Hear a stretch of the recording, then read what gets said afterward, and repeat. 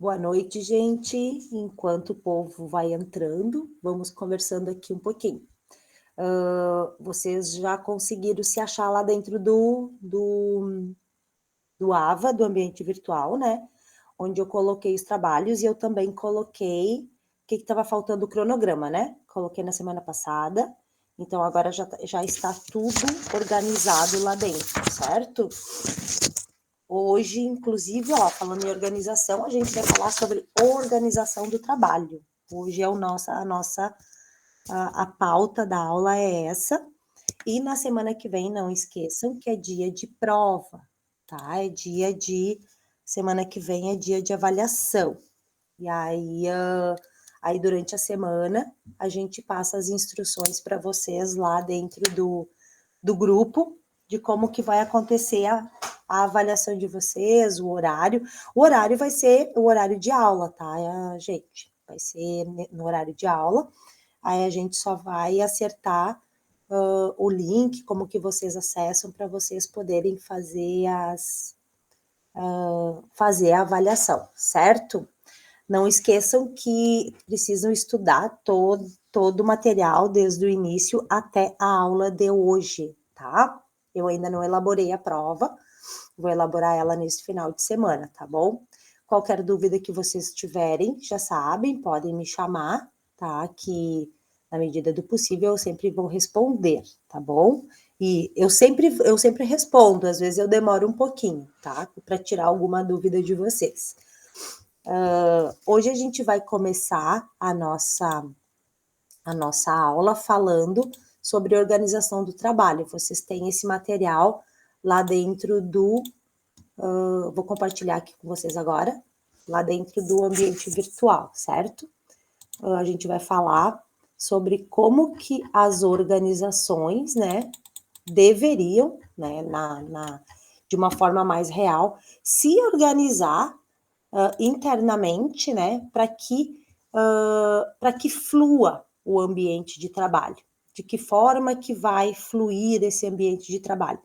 A gente sabe que um bom ambiente de trabalho, isso é até uma questão que eu vou colocar aqui para vocês, tá?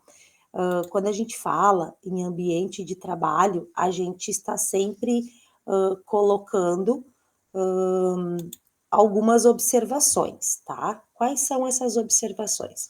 Um bom ambiente de trabalho é essencial, tá? Tem ainda pesquisas que saem no Brasil que revelam, tá? Que nós brasileiros ainda valorizamos mais o ambiente de trabalho do que salário, tá? Diferentemente de outros países que valorizam salário e o ambiente de trabalho nem entra como um objeto de pesquisa. Por que eu digo isso? Em outros países, ter um bom ambiente de trabalho é essencial, é primordial, certo? Deixa eu só permitir aqui a Luana de entrar. É essencial, é primordial. Então, nessas configurações de outros países, chegar no seu trabalho, ter um banheiro limpo, ter as instalações bem iluminadas, né? Ter um ambiente propício e um ambiente saudável para trabalhar é algo assim que eles não querem ter que lutar por isso, tá? E aqui no Brasil nós ainda estamos nesta fase de que precisamos de que o ambiente de trabalho o quesito número 1. Se tem um bom ambiente de trabalho, o salário pode até ser menor, mas desde que a organização ou a empresa ofereça um bom ambiente para eu trabalhar, certo? Eu sempre trago um exemplo do Japão, tá? O Japão é assim, ambiente de trabalho no Japão é essencial, é padrão e é primordial. Todos os dias, quando os japoneses, eu tinha um professor, tá? Essa história eu vou contar pela boca dele, tá? Porque é uma história que ele sempre contou para nós em sala de aula. Eu tinha um professor que ele morou 17 anos no Japão, tá? E lá ele trabalhou em diversas empresas para saber como é que era a forma de trabalho do japonês, tá? e ele contava o seguinte: quando terminava o expediente, antes de terminar o expediente, eles tinham um tempo para eles organizarem o ambiente de trabalho. Ou seja, se eu estou trabalhando no chão de fábrica, eu vou ali a área que eu estou utilizando, que eu estou ocupando, eu vou limpar ela, deixar ela pronta para que no dia seguinte eu chegue e esteja de acordo com o que eu deixei ou de acordo com o que eu gostaria que ficasse para eu trabalhar. Tá? Da mesma forma acontece nas escolas. Os alunos saem da sala de aula, eles não deixam a sala de aula vazia, a sala de aula suja, nem com cadeiras ou carteiras desarrumadas. Os alunos precisam arrumar para quê? Para que o próximo que vai entrar tenha um bom ambiente de trabalho. E como lá no Japão a maioria das fábricas também não param, sempre tem turnos, então é dado esse tempo e eu, como trabalhador, vou organizar o ambiente de trabalho para a próxima pessoa entrar. Então, isso é padrão, isso é essencial dentro da cultura japonesa. Aqui no Brasil já não é muito assim. A gente sempre espera que outra pessoa organize o nosso ambiente de trabalho, né? E a gente espera que o ideal, né, que a gente espera é que a organização nos ofereça um ambiente de trabalho. Mas ela não, talvez ela não vá oferecer um bom ambiente de trabalho. Então nós vamos lutar por isso. E nas pesquisas que são realizadas, a gente vai colocar, Graziela, qual é a principal característica que você espera de uma empresa para você trabalhar? O que você espera de uma empresa? Aí eu vou dizer, eu espero um bom ambiente de trabalho. E lá no Japão eles dizem, eu espero um bom salário, em outros países também. Mas isso não é uma exclusividade somente do Brasil, né, gente? Eu estou citando o nosso país porque a gente mora aqui. Tem outros países também que as pessoas lutam por bom ambiente de trabalho. Então, quando a gente fala em organização do trabalho, a gente fala em deixar esse trabalho organizado, deixar esse trabalho padronizado para que outras pessoas, quando cheguem na nossa empresa para trabalhar, elas não precisem ficar procurando como fazer aquela tarefa, certo? Eu só vou dar uma Aline. Vamos ver aqui. De Aline Jacques. Aline, deixa eu só tirar uma dúvida contigo. Você é Aline Graloff ou é Aline Jacques? Porque eu tenho duas Alines agora aqui. Oi, eu sou a Aline Jacques. Jacques, né? Tá, legal então. Aline Jacques. Então, no Brasil, um bom ambiente de trabalho é quando as pessoas quando alguém, né, organize a empresa para a gente. Um exemplo que a gente tem até de organizações que preparam bons ambientes de trabalho para os seus colaboradores são as empresas que estão relacionadas à tecnologia de informação, a área mais virtual, como por exemplo, vocês já devem ter visto, né, alguma coisa a falar ou já procuraram na internet, como é o ambiente de trabalho no Google, como é o ambiente de trabalho nessas empresas, na Microsoft, né, essas empresas mais ligadas à tecnologia. O ambiente de trabalho, ele é mais alternativo, ele é mais ele flui de forma diferente, não é um ambiente com não é um ambiente para a pessoa se sentir sob pressão, é para a pessoa poder, é para o funcionário poder liberar a sua criatividade de uma forma mais natural e não de uma forma obrigatória. Se eu trabalho no marketing de uma empresa, eu preciso que as minhas ideias, né, sejam liberadas a partir do meu cérebro, do meu consciente, de uma forma natural. Quando é sob pressão, parece que a coisa não funciona muito bem para nós no Brasil, porque trabalhar sob pressão para nós brasileiros é um pouco mais complicado. Então, por isso que a gente sempre está, né, lutando, né, e querendo e reivindicando bom ambiente de trabalho, que é aquele bom ambiente de trabalho para vocês? É aquele ambiente que não tenha ruídos, que não tenha fofoca, que não tenha interrupções, que vocês consigam, né, trabalhar de forma mais concentrada ou que vocês ou que a gente consiga produzir com mais eficiência, né? Quando não tem ninguém atrapalhando. Um exemplo é vocês já atenderam, né? Obviamente, todos os dias vocês devem atender ligações desses telemarketing. Quantas vezes vocês já atenderam o telefone e tá um ruído atrás e vocês não conseguem praticamente escutar nada, né? Que o analista ali, a pessoa do o analista de telemarketing que está querendo passar para vocês, porque é muito barulho, é muito ruído. Porque nesses locais eles colocam todo mundo dentro de uma mesma sala, né? Essas pessoas são separadas por baias, assim, aonde elas colocam o fone de ouvido e elas só ouvem a sua voz. E elas ficam falando, parece na época que a bolsa de valores, né? O pregão era ali ao vivo e todo mundo gritando e chegando um lance aqui, sobe uma ação ali, não sei o quê. Nossa, é uma loucura. Assim, mais ou menos, são os telemarketings, né? Então, imagina vocês trabalhando dentro de um local desses e vocês tendo que passar informações, né, para a pessoa que está do outro lado, com todo esse ruído, né, que tem na periferia dessa ligação. É muito ruim. Então, por isso que nós ainda lutamos por bom ambiente de trabalho. A pandemia, tá? Ela trouxe alguns benefícios, né, para essas pessoas que trabalham com esse tipo que tem essa profissão, né, do telemarketing, que foi o trabalho híbrido, ou trabalhar somente em casa, que aí a pessoa está no seu ambiente, está na sua casa, e ela consegue fazer o atendimento, né, e não ter esses ruídos, não ter as interferências dos colegas, enfim, ela só precisa apresentar produção.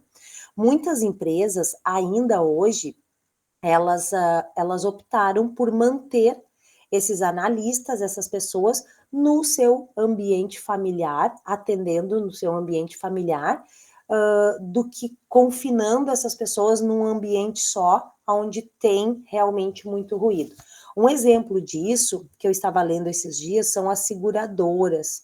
Sabe as seguradoras, né, que faz lá o seguro dos nossos veículos, enfim. As seguradoras, elas mantiveram esses analistas trabalhando de forma híbrida em casa, né? Vai na empresa 2, 3 vezes por mês e o restante do tempo eles trabalham em casa e atendem a ligação quando há necessidade, porque eles disponibilizaram o sistema para a pessoa atender, para a pessoa poder trabalhar. Eu estou aqui tomando meu café e daqui a pouco, né, tem um atendimento para mim. E eu vou lá, resolvo aquela situação e depois eu continuo dentro da minha casa atendendo, fazendo tomando o meu café, enfim. Aí quando entra uma próxima tarefa, uma próxima reivindicação, eu novamente entro e faço todos os trâmites, porque as empresas oferecem essa extensão. E para elas também, né, gente, sai mais barato. Para a empresa, acabou saindo mais barato. Porque ela não precisa alocar um grande espaço, ela não precisa confinar as pessoas lá dentro, ela tirou disso tudo muitos encargos que antes elas precisavam pagar. A pessoa trabalhando em casa, eu não preciso pagar vale transporte, né?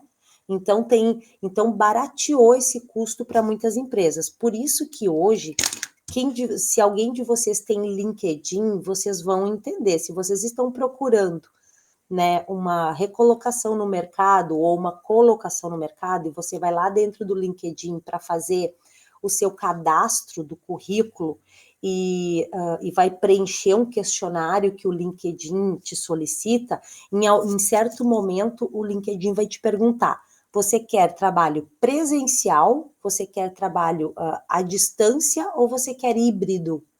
O trabalho híbrido é esse, em que você vai comparecer na empresa algumas vezes durante o mês, ou talvez uma vez na semana, e o restante dos dias você vai fazer direto da sua casa. Então, hoje, o candidato, ele tem como fazer essas escolhas. E aí, lá dentro do LinkedIn, eles vão fazer uma seleção para poder direcionar vagas, né, que vão de acordo com aquilo que vocês estão planejando para a vida profissional de vocês, certo? Então, assim, ó, falamos um pouquinho sobre ambiente de trabalho, e agora nós vamos falar sobre o nosso tema de hoje, que é analisar a distribuição do trabalho dentro de uma organização, certo?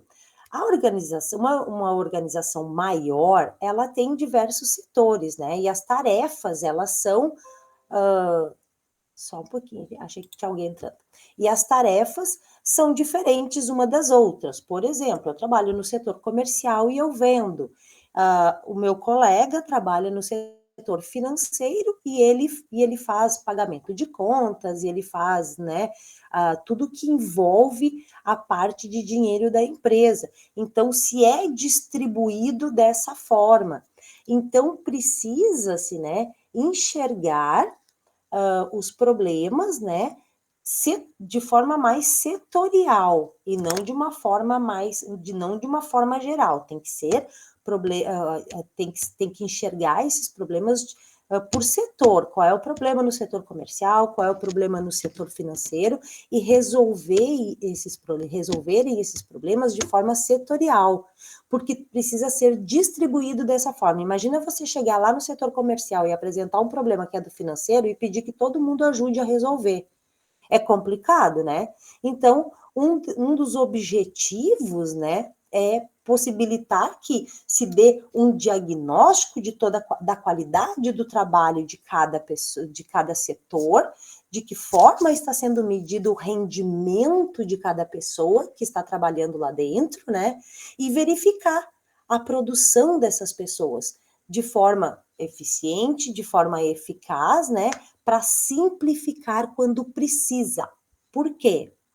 Porque eu preciso, porque se uma tarefa, se um padrão para resolver um problema, ele está sendo muito burocrático, ele ele não será simples de resolver o problema, se ele está sendo muito burocrático, se eu preciso passar por muitos setores para resolver um problema. Se um cliente deve na minha empresa e o setor financeiro, e eles jogam, eles chegam lá no setor financeiro e dizem assim, a Graziela está devendo aqui já 3 boletos. Mas então vou jogar lá para o comercial resolver. Aí chega lá no setor comercial. A Graziela está devendo 3 boletos, mas a Graziela compra bastante. Então, nós vamos continuar vendendo para ela. Só que a conta está aumentando lá no setor financeiro. Então, não se pode fazer isso dentro de uma organização, porque a gente precisa ter uma visão sistêmica da organização. Ou seja, todos os sistemas precisam trabalhar entre si, tá? Um ajudando o outro para que a empresa tenha lucro. Então, eu, como setor comercial, não posso ficar liberando, né, a venda para quem já está nos devendo e sem saber quando que eu vou ter o retorno deste pagamento. Por quê? Porque daqui a pouco eu estou levando a empresa para um prejuízo enorme.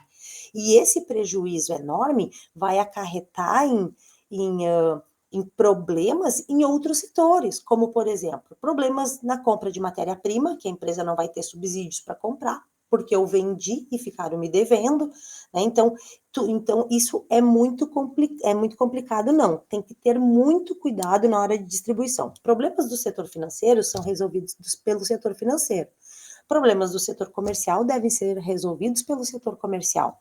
Se o setor financeiro bloqueou a venda para um cliente, é porque ele tem uma justificativa.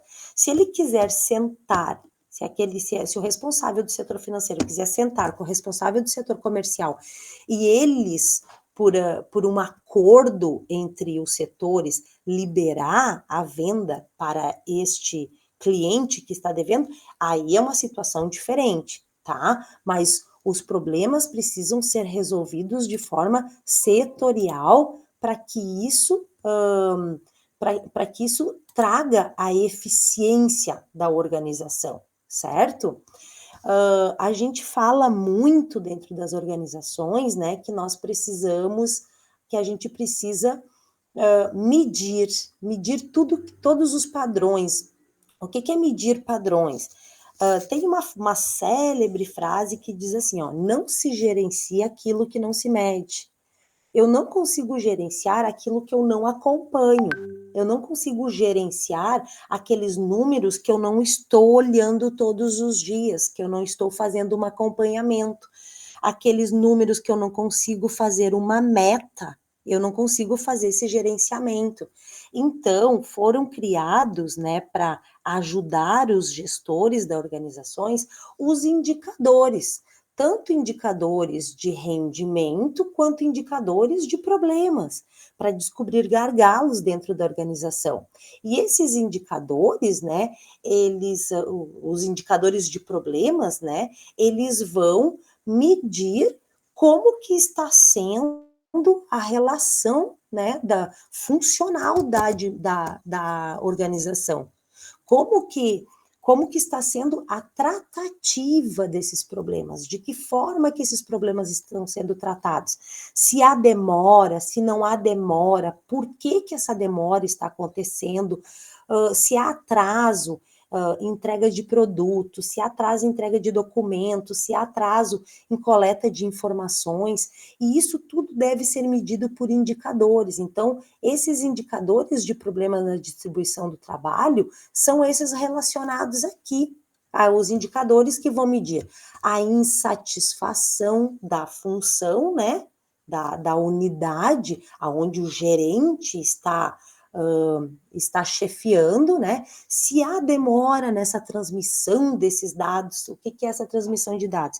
Existe uma insatisfação lá dentro da unidade gerencial da área comercial e como que esses dados estão sendo tratados? Eles estão sendo transmitidos para o setor responsável para ajudar a resolver?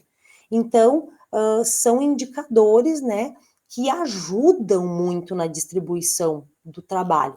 E esses indicadores vão indo muito além, até quando chegam no rendimento do funcionário, se ele está sendo de acordo, se ele está sendo médio, se ele está sendo baixo dentro da organização.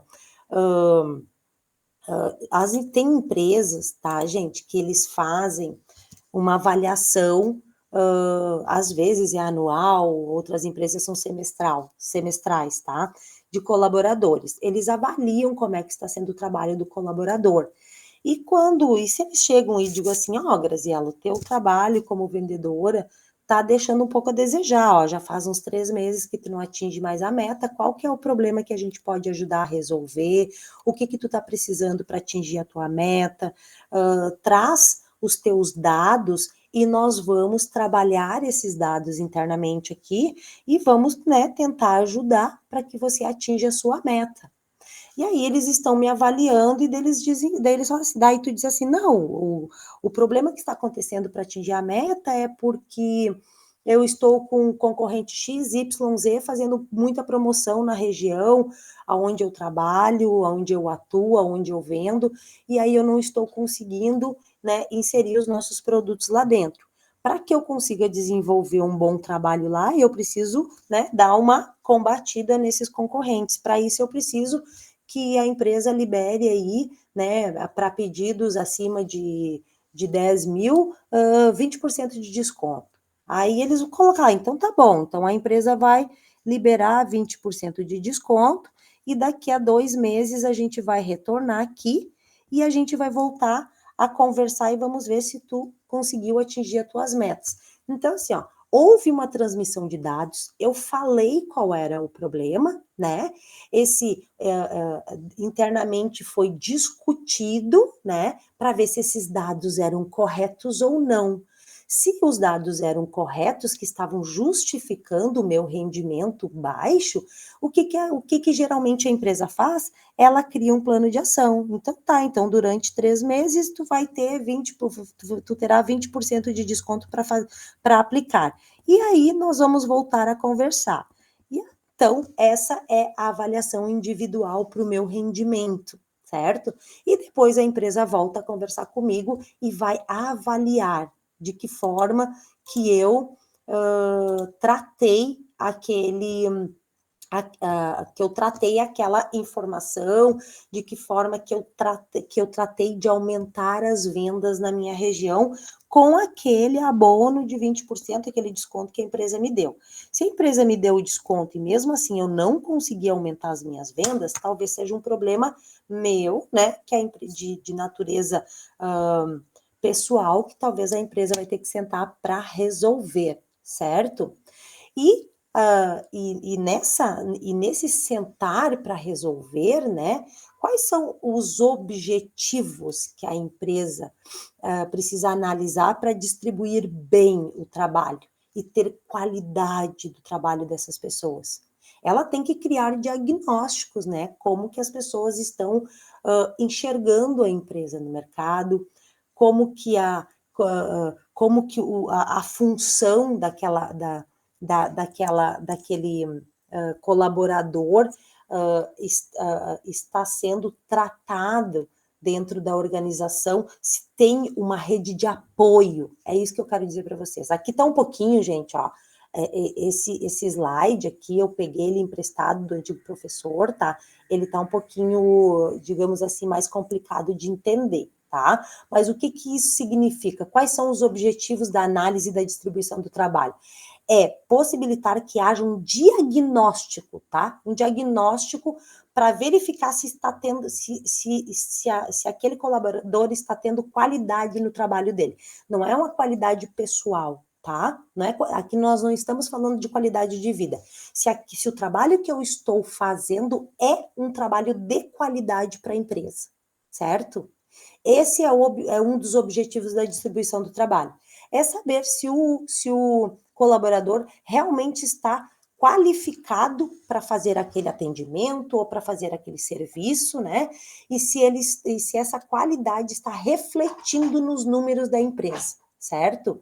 Outro objetivo para analisar a distribuição do trabalho cortar, é tentar diminuir qualquer ruídos ou tensões internas, né, que vá atrapalhar nessa qualidade do trabalho. Ou seja, né, é o que eu falei no início da aula agora, é o bom ambiente de trabalho, certo? É deixar a fofoca de lado, a discussão de lado, a briga pelo futebol, a briga pela política, a briga pela religião, pela identidade de gênero de lado, não criar atritos para que isso não reflita na minha qualidade de trabalho e para que isso não reflita nos números da empresa. Então, analisar a distribuição do trabalho é minimizar qualquer tipo de tensões que sejam motivadas por qualquer tipo de atrito, certo? Lembra que lá, acho que no início dessa disciplina eu comentei de um caso que aconteceu ou foi com a turma de RH, talvez, tá? Um caso que aconteceu de dois funcionários que não se davam, tá? Eles não simpatizavam um com o outro e colocaram eles para trabalhar no mesmo setor. E aí, o que aconteceu? É óbvio que o rendimento caiu para quem? Para a empresa. O rendimento caiu para a empresa, porque um queria ter mais razão do que o outro, um queria fazer do seu jeito, o outro queria fazer do jeito dele, e não chegavam nunca a um diagnóstico, né? E não chegavam nunca a um consenso do que era melhor, não para eles, mas para a organização. E isso se estendeu por muito tempo dentro da organização. Se estendeu por muito tempo, inclusive eles brigavam até na vida pessoal deles, né? Colocavam a vida pessoal deles ali no meio das discussões profissionais, certo? E isso não pode acontecer. Então, uma boa distribuição de trabalho vai fazer com que a empresa, né, tenha esse olho mais crítico para não colocar pessoas, né, que vão ficar ali desmotivadas, trabalhando umas com as outras, e não vão trazer o rendimento que a organização precisa, certo? A natureza funcional. O que é isso? O objetivo da distribuição do trabalho focado na natureza funcional. Se está tudo voltado para a organização, tá? Se o funcionamento, se os padrões estão de acordo, né, com o que a organização espera. Se a organização já determinou um padrão para a resolução de um problema, para um atendimento de um cliente, esse padrão precisa ser seguido. Se ele não está sendo seguido, lá na frente ele pode dar um problema para a organização. Então, precisa ser analisado e precisa ser supervisionado se esses padrões estão sendo seguidos, tá? Outro objetivo, né, para uma boa distribuição do trabalho é a natureza comportamental, o comportamento das pessoas, né?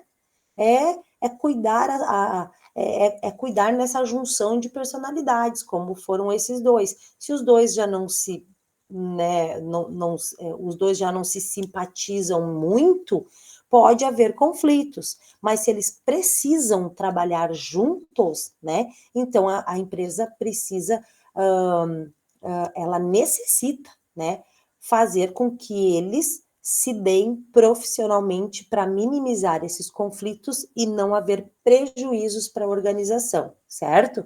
Então, esses são os objetivos, tá? Para uma boa organização do trabalho, certo? Gente, se vocês têm alguma pergunta, podem ir fazendo, porque você sabe que eu vou falando, né? Quais são as etapas, né, que a gente precisa para analisar uma boa distribuição do trabalho para que a gente atinja tudo isso que eu acabei de falar?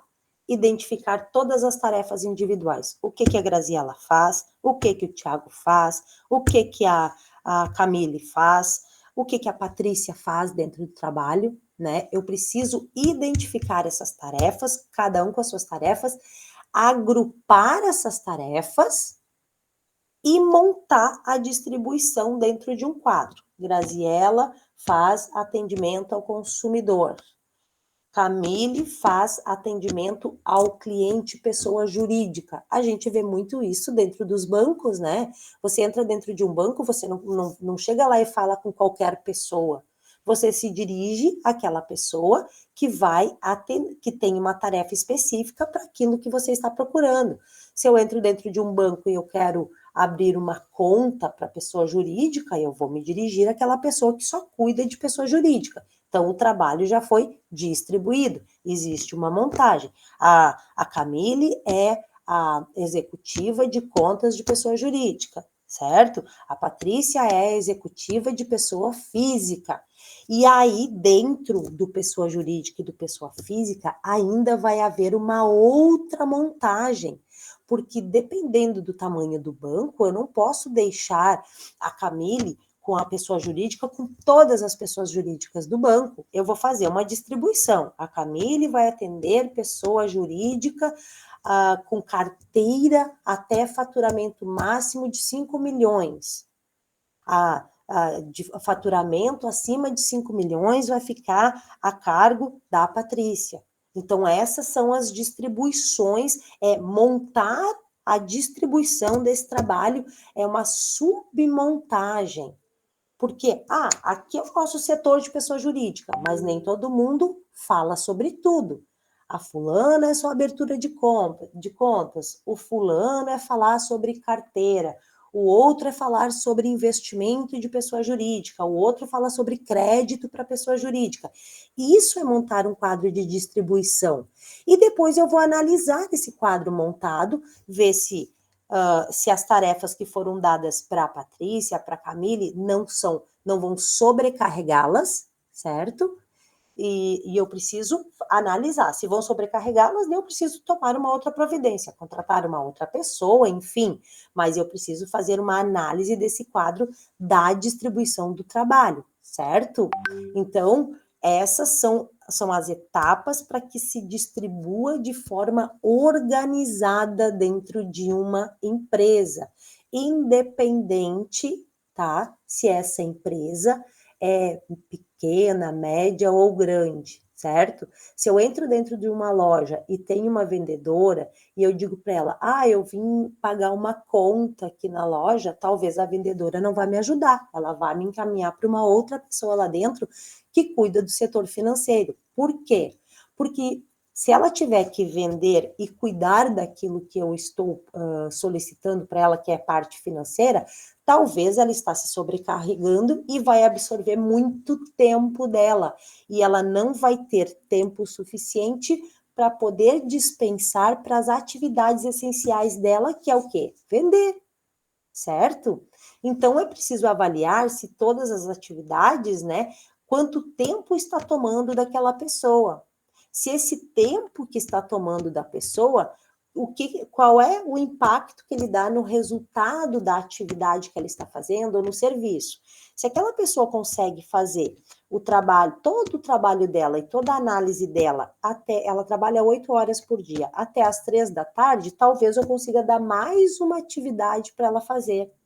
Talvez eu consiga dar mais uma tarefa para ela fazer, certo? Então é dessa forma que as organizações, que as empresas vão se organizando, para que ninguém fique ocioso dentro da organização e para que a organização não tenha custos de contratação de pessoas para fazer tarefas que podem ser absorvidas por outras, né? Aí ela vai fazer a eliminação daquilo que não precisa, né? Ou ela vai criar uma nova atividade e dar para aquele funcionário, né? Óbvio que isso de uma forma muito racional, para que não, que eu vou repetir novamente, para que não sobrecarregue aquele funcionário. Por quê? Porque ele precisa ser eficiente. E quando eu sobrecarrego alguém com mais tarefas do que a pessoa tem tempo para fazer, eu não estou buscando rendimento. Eu não estou buscando isso. Eu estou fazendo uma economia que não vai justificar lá no final. Não vai me justificar, porque em dado momento aquela pessoa vai ficar estafada, ela vai ficar estressada, ela vai ficar sobrecarregada, e aí ela começa a interferir dentro do ambiente de trabalho, certo? Então a empresa precisa avaliar esse tempo. Lá em fundamentos, tá? Provavelmente vocês vão lembrar, se vocês fizeram, existe uma dentro da disciplina, né? Alguns conteúdos que falam sobre distribuição de trabalho. Quem que fez essa organização de trabalho, fez essa distribuição do trabalho? Fayol foi um grande contribuinte quanto a isso.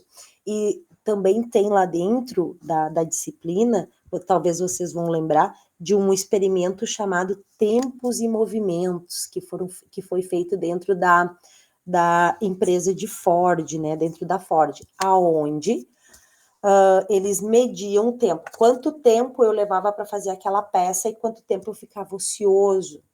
Então, eles faziam essa medição de tempo para saber o seguinte: se eu demoro 1 minuto para fazer essa peça aqui e eu fico 4 minutos ociosa até chegar uma próxima peça, eu posso aumentar a minha produção. Então, eles fizeram esses estudos dentro das organizações. Nada dessa teoria que a gente estuda hoje foi tirado por acaso, certo? E aí eles mediam esse tempo, e é o que normalmente se faz hoje. Muitas vezes, assim, quanto tempo de atendimento tu tem para fazer para um cliente? Às vezes a gente pensa assim, eu não consigo medir o tempo de atendimento no cliente, mas, gente, agora pasmem com o que eu vou dizer e é verdade, tá? A maioria das empresas, quando você liga para a empresa, eles têm um tempo de atendimento. O analista que está lá do outro lado, ele tem um padrão para cumprir. Ele tem 10 minutos, 15 minutos para resolver o teu problema, tá? Quanto mais tempo ele passar com você na resolução do problema, mais a empresa precisa se antenar no que está acontecendo. Por isso que eles têm esse tempo, então eles fazem essa análise. Por que a Graziela ficou tanto tempo para resolver o problema de tal cliente? E aí eles vão atrás para saber. Talvez seja por falta de treinamento, que ela teve que procurar mais para poder dar a solução. Talvez porque o cliente apresentou mais de um problema numa mesma ligação. Talvez houvesse conversas paralelas que não deixou que aquele analista resolvesse dentro do tempo programado pela empresa, né? Tudo isso é medido. Tudo isso é medido. Todo esse tempo é medido para a organização, para a realização das tarefas.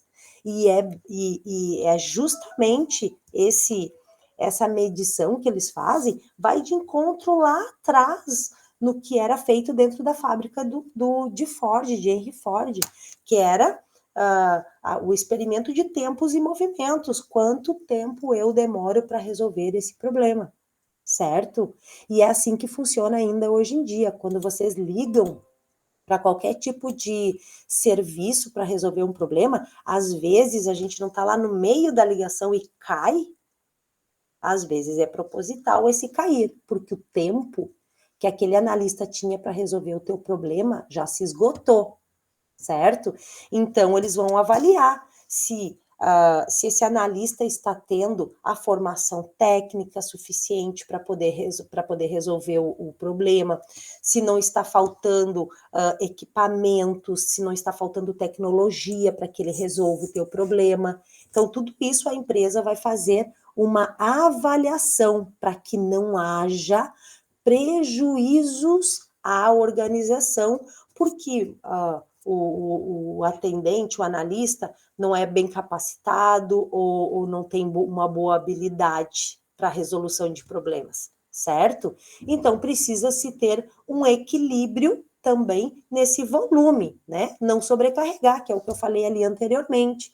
Não sobrecarregar os funcionários, né? Não sobrecarregar o colaborador, verificar se há algum gargalo dentro da organização que está trancando na solução desse problema ou na produção do produto.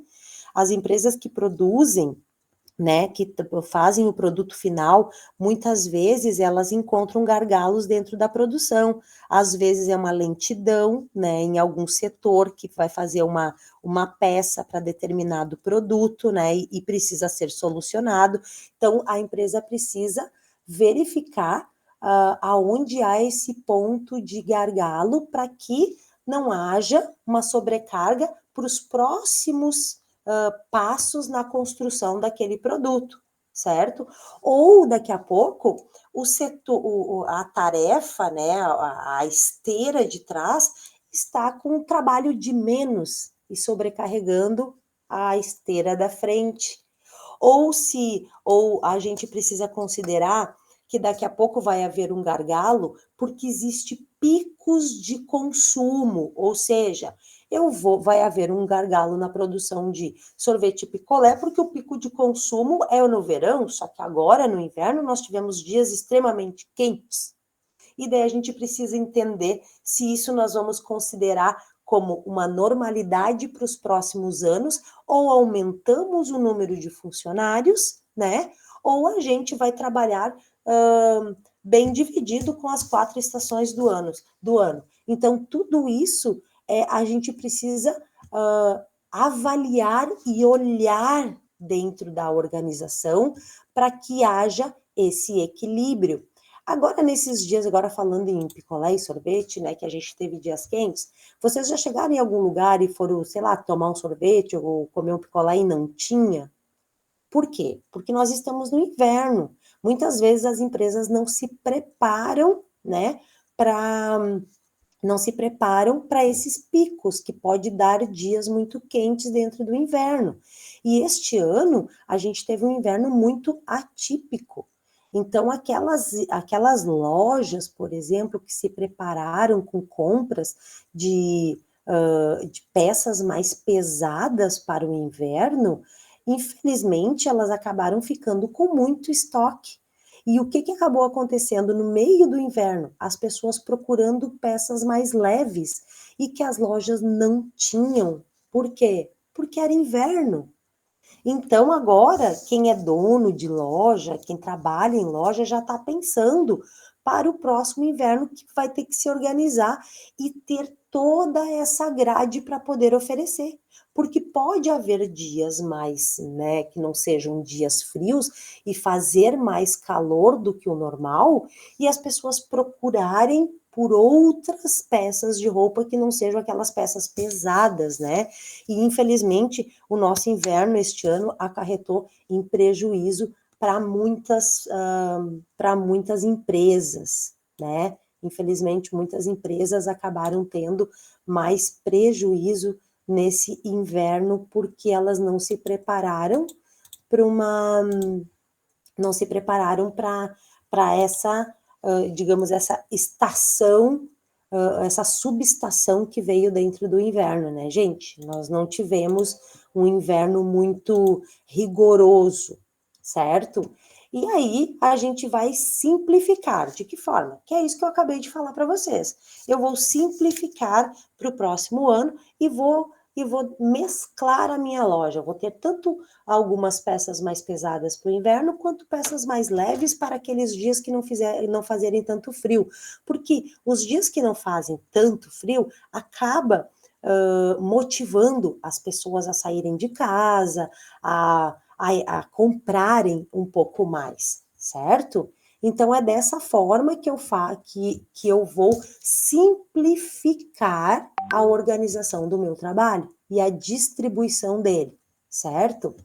Aqui, nesse outro slide, já está dizendo, ó, se existe algum fato que tenha modificado o comportamento e gerado reações de estrutura social. Qual foi o fato este ano? O nosso inverno que a gente não teve. E afetou no quê? Afetou na venda. Afetou muito na venda das lojas, né? Se as lojas se prepararem para um inverno muito rigoroso, que era o que eles estavam dizendo, os meteorologistas, né? Desde o início do ano, aí fez com que as lojas se preparassem para isso, infelizmente, né? Afetou no comportamento do consumidor, que não procurou estas peças e a loja acabou, digamos assim, com muita coisa encalhada. E aí é muito difícil para uma loja, né, gente, promover um produto com 50% de desconto, sei lá, um pouco mais. Por quê? Porque ela também já pagou por aquele produto está lá dentro do estoque, talvez no ano que vem ele ainda vá vender. Tem tudo isso que a empresa ela precisa avaliar, certo? Ela precisa assim, se eu deixar isso no estoque até o próximo ano, isso não vai ter prejuízo para mim? Porque estoque também é prejuízo. Será que não é melhor eu fazer uma liquidação com 50% ou 60% e ter dinheiro na hora e comprar peças e me preparar melhor com peças que vá agradar a um inverno que oscila bastante? Então, isso é que são esses pontos que as empresas precisam avaliar daqui para frente. E ela precisa organizar todas as suas técnicas, né, para que essa distribuição seja mais otimista, certo? Porque eu não sei se vocês percebem isso no dia a dia de vocês, mas a gente vê muitas empresas fechando porque as empresas infelizmente não se organizaram. Elas não se organizaram como empresa, como eu falei na semana passada, que tu precisa se organizar como empresa, e ela também não se organizou internamente, certo? Para poder fazer as distribuições de forma correta. Então, quais são as técnicas, né, para uma boa distribuição? Analisar os cargos, né? Quantas horas são trabalhadas, tanto por mês quanto por semana, quais são as atividades de cada cargo, qual é o custo de cada cargo, se eu consigo agregar mais atividades ou mais tarefas ou mais serviço para aquelas pessoas, né, para aqueles funcionários, levantar essas tarefas e questionar sobre quanto tempo e quantos minutos aquela pessoa precisa para realizar tal tarefa, para organizar a sua agenda, para atender o seu cliente. E agora entra numa questão que eu gosto muito e eu falo bastante, que é a famosa agenda, para quem trabalha, né, principalmente internamente dentro de organizações, não confiar só aqui, anotar, seja agenda no computador, seja no celular, seja uma agenda escrita, independente, mas organizar isso, porque daí você sabe, amanhã eu vou chegar no meu trabalho e a primeira coisa que eu tenho que fazer é entrar no banco e verificar quais foram os clientes que fizeram pagamentos, fazer a baixa desses clientes no sistema. Quanto tempo eu demoro para fazer isso?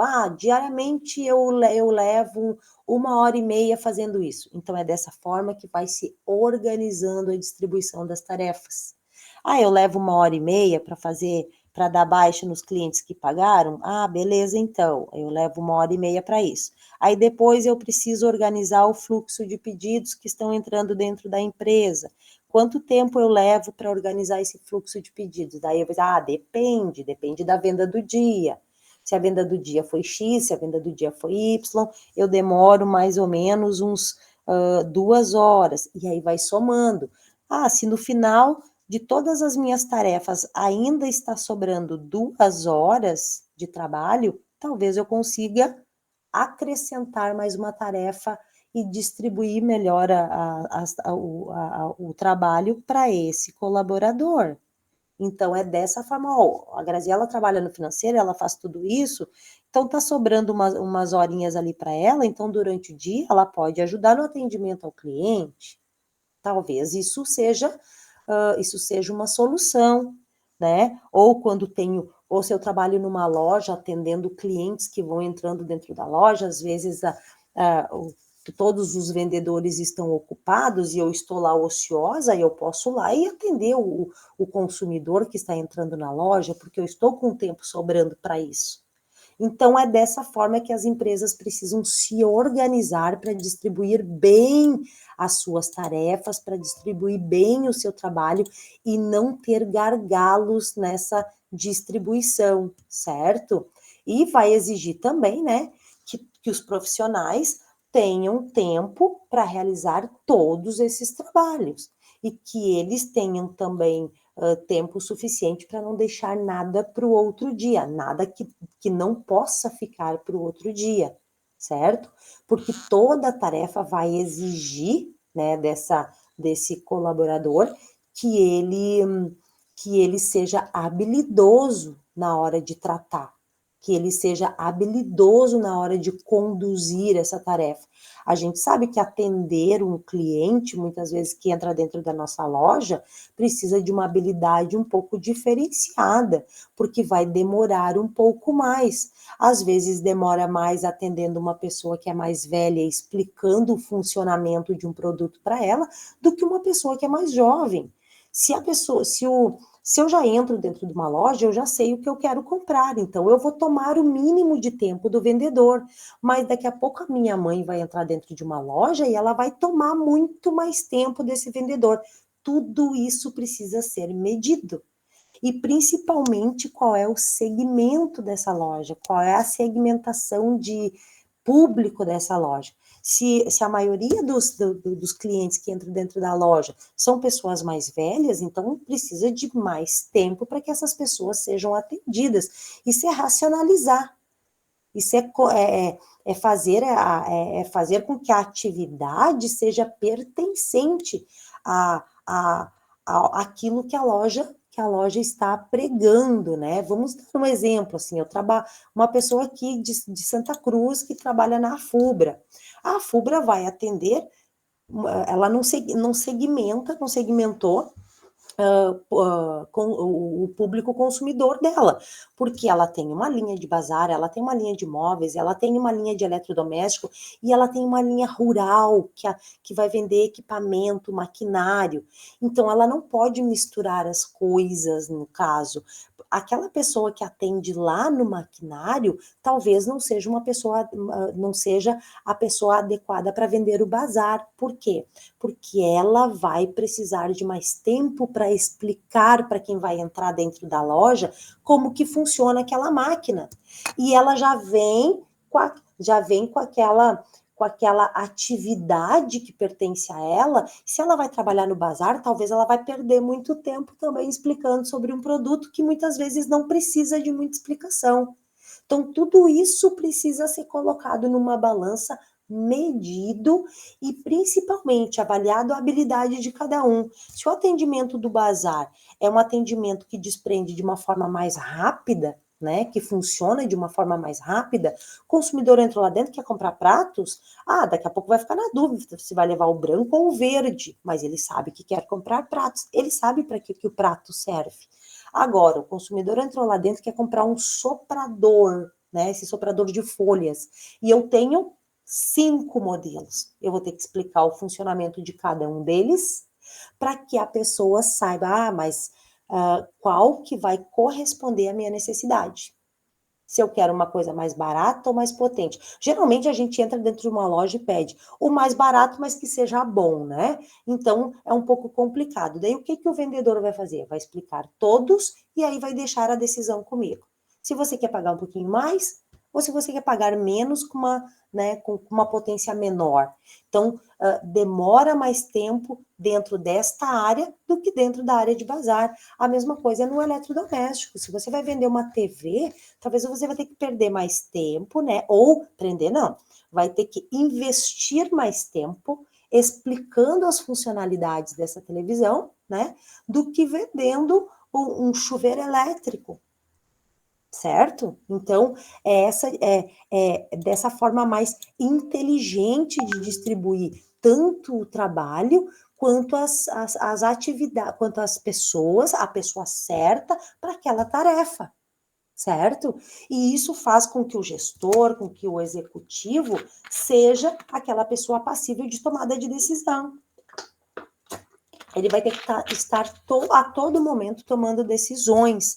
E esse gestor, ele não pode ser centralizado. O que é centralizar? Centralizar tudo nele, onde ele vai determinar o que é para fazer. Ele tem que delegar para essas pessoas, certo? E existe muitas empresas que ainda são centralizadas, que a tomada de decisão, a gente sabe que não é fácil tomar uma decisão, né, gente? A gente sabe que muitas vezes as pessoas ficam em dúvida, tomar decisões é muito difícil. Ontem mesmo o meu filho estava dizendo isso.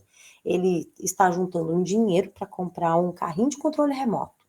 Só que ele viu umas cartinhas novas de Pokémon. E aí eu disse para ele, meu filho, você que decide, você quer usar o seu dinheiro para comprar as cartinhas de Pokémon ou quer continuar juntando para o carrinho de controle remoto? E aí ele me respondeu, eu quero as duas coisas. Eu disse, não, tu vai ter que tomar uma decisão. Aí ele olhou para mim e disse, tomar decisão é difícil, né, mãe? Eu disse, tomar decisão não é uma tarefa fácil, mas é uma tarefa que precisa ser feita, tanto por todo mundo. Na nossa vida, a gente está tomando decisões praticamente a todo instante. Então, a gente precisa se habituar com a tomada de decisão. Só que quando nós estamos falando de tomada de decisão dentro de uma organização, ela precisa ser feita de uma forma correta e que não acarrete em prejuízos para a organização. Claro que para a nossa vida também, né? Mas a gente tem que ter cautela, a gente tem que ter conhecimento da causa para não tomar a decisão errada e nós temos que ter principalmente discernimento dessa tomada de decisão. Ou seja, saber aonde ela vai afetar e eu conhecer aquilo que eu preciso decidir. Então, a tomada de decisão, ela tem que ser classificada, ela pode ser classificada dentro da organização como centralizada ou descentralizada. Se ela é descentralizada, eu posso tomar essa decisão sem precisar recorrer ao meu chefe, ao meu gerente ou ao meu superior. Agora, se ela é centralizada, eu preciso passar para outras pessoas. Como, por exemplo, a pessoa chegou na loja e disse assim, eu comprei essa caneta aqui ontem e olha só, já quebrou a alça da caneta. Eu queria trocar por uma outra. Ok? Eu posso decidir sobre essa troca ou eu preciso passar para o meu superior? Se eu preciso passar para o meu superior para decidir, é uma decisão centralizada, é uma pessoa que vai decidir se eu troco ou não.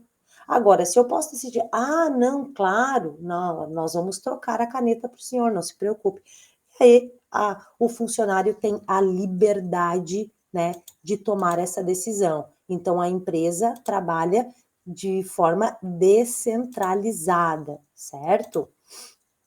Aqui a minha apresentação sumiu. Achei. Aqui. Então, a centralização, né, é aquela maneira que segue uma hierarquia, como a gente falou lá nos nossos organogramas, né? Que vai seguir uma hierarquia. Eu preciso passar ou para o meu coordenador ou para o meu gerente, a pessoa que estiver acima de mim. A descentralizada, ela é diferente.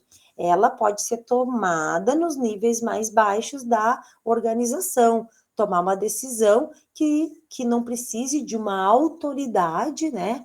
E faz parte da tarefa diária dessa pessoa. ela está resolvendo um problema, então ela pode tomar essa decisão. Quais são os fatores que influenciam na centralização ou na descentralização de uma organização? Principalmente o que a gente já estudou lá atrás, a cultura da empresa. Se a empresa tem uma cultura descentralizada, a tomada de decisão também vai ser assim. De que forma, ali diz, ó, o grau de formalização, isso vai influenciar também. Eu preciso formalizar, eu preciso abrir um questionário, eu preciso abrir um chamado dentro da minha organização. Isso também influencia para saber se a empresa ela é mais centralizada ou descentralizada na tomada de decisão.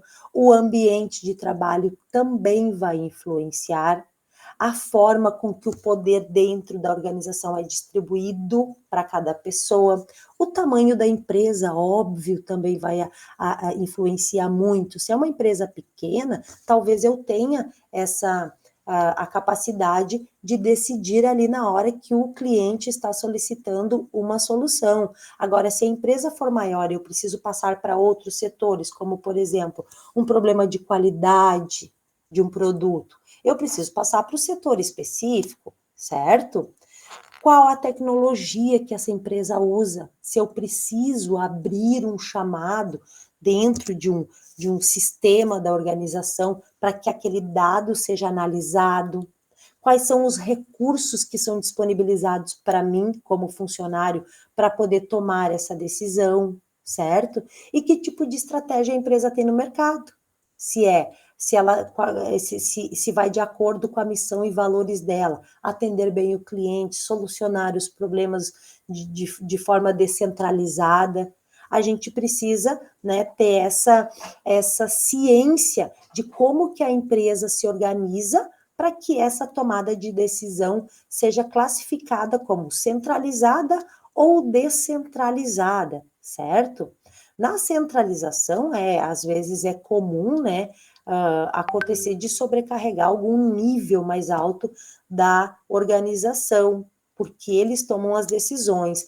Então, assim, ó, se vocês trabalham dentro de uma organização onde vocês têm níveis hierárquicos, tentem passar o problema o mais simplificado possível, o mais objetivo possível, porque talvez vai sobrecarregar e vai demorar o retorno para o cliente, certo? Então, tudo isso se faz necessidade para quê? Para que aquele indicador de atendimento ao cliente não seja prejudicado, certo? Então, isso é centralizar ou descentralizar a, a tomada de decisão, certo? Hoje eu estou falando muito certo. Quais são as vantagens de um método mais centralizador na solução de problemas dentro da organização, na tomada de decisão? Porque as decisões vão ser tomadas apenas pelos administradores que têm uma visão mais geral, mais global da organização, né? E geralmente essas pessoas são as mais bem treinadas da organização, né? Que eles estão indo de acordo com os objetivos gerais da empresa, tá? Essa é uma das vantagens. E a descentralização? Ela diminui o tempo de solução, ela soluciona na hora, é realizada pelas próprias pessoas que ali atendem o consumidor ou o cliente. E as desvantagens nisso tudo? Da centralização pode ser a sobrecarga, pode ser a pessoa que está longe do fato que aconteceu e ela não tem noção do que envolveu aquela situação toda, certo? Ela está ela está muito distante do cliente final para poder tomar uma decisão. A pessoa que é mais operacional seria a pessoa mais certa para tomar essa decisão, porque ela se envolve mais neste processo. Isso é são várias, né, desvantagens da centralização, certo? E na descentralização, o que pode acontecer? Uma coisa muito importante que vocês precisam saber é o gestor da hierarquia não ficar sabendo dos problemas que acontecem operacionalmente. Isso a descentralização pode causar, a não ser que se a empresa trabalhe bem esses dados com muita informação. Entrou um cliente na minha organização com um problema e eu resolvi, eu vou ter, em algum momento, eu vou ter que reportar aquele problema resolvido para que ele fique registrado, porque os administradores dessa organização, eles precisam saber os tipos de problemas que acontecem lá dentro. Quando eu dou o poder para que outra pessoa resolva, eu também tenho que eu também tenho que exigir que essa pessoa me devolva todos os acontecimentos, tudo que aconteceu. Para resolver o problema daquele cliente, eu tive que dar um desconto. A administração da empresa precisa ficar sabendo. Então, essa é uma desvantagem, né, da descentralização na hora da tomada de decisão. Então, precisa ter muito cuidado. As políticas da descentralização, ela precisa ser muito bem escrita para não ter riscos dentro da organização, tá, gente? Certo? Então, hoje nós falamos, tá? Eu falei, né? Se vocês não falarem nada, sobre organização do trabalho, certo? Então, o que nós vamos ter que estudar para a avaliação de semana que vem? A aula 1, a aula 2 e a aula 4, né? Porque eu acho que lá no AVA eu botei 2 vezes a aula 4, que é missão, visão e valores, e organização do trabalho, certo? A gente vai falar sobre cultura, sobre a missão, a organização estrutural da empresa, que entra o organograma, né? Aquilo que a gente teve, nós tivemos em aula, missão, visão e valores, e hoje a organização do trabalho dentro da estrutura organizacional, certo? Dúvidas que vocês tiverem, por favor, me enviem, tá? Durante a próxima semana, lá dentro do grupo, a gente vai estar divulgando como que vai ser feito a hora que vai ser aberta a sala para vocês fazerem a avaliação, certo? Vai ser em horário de aula, a partir das 7 da noite, ok? E qualquer dúvida, por favor, nos envie. Alguém tem alguma contribuição para fazer hoje? Tem algum trabalho para entregar? Tem, tá lá no AVA. Daniela, chegou atrasada, não tem problema, viu, Daniela? A aula fica gravada, tá? E tu pode solicitar essa gravação e escutar a aula em casa, tá? Não te preocupa quanto a isso. Tem trabalho para entregar, sim. Lá dentro do ambiente virtual, na aula passada, eu falei, eu já coloquei os 2 trabalhos da disciplina. Quem quiser já fazer os 2 trabalhos e me mandar, ótimo, certo? Mas tem prazo para entrega. Um deles, se eu não me engano, o primeiro trabalho, o prazo é até o dia 3 de setembro. Deixa eu ver aqui. Entrega do trabalho 1 até o dia 3 do 9, certo? De nada, Dani, tá? Qualquer dúvida, tu pode me chamar também, tá bom? Se tiver dúvida sobre a disciplina. De nada, viu, Stephanie? Qualquer dúvida, vocês também podem me chamar. E o segundo trabalho, a entrega é até o dia 25 do 9. Mas se vocês tiverem um tempinho, prof, esse final de semana agora, eu já tô sabendo tudo sobre a disciplina, tá sobrando um tempo, vou fazer os 2 trabalhos e vou te enviar. Ótimo, me mandem. Vou ler a semana toda os trabalhos de vocês, tá bom? E qualquer dúvida, podem entrar em contato. Fiquem bem, bom final de semana para todos, tá? E estudem, tá? Eu não sou muito de pegar leve nas provas, tá, gente? Então estudem, tá? Um beijo bem grande. Boa noite.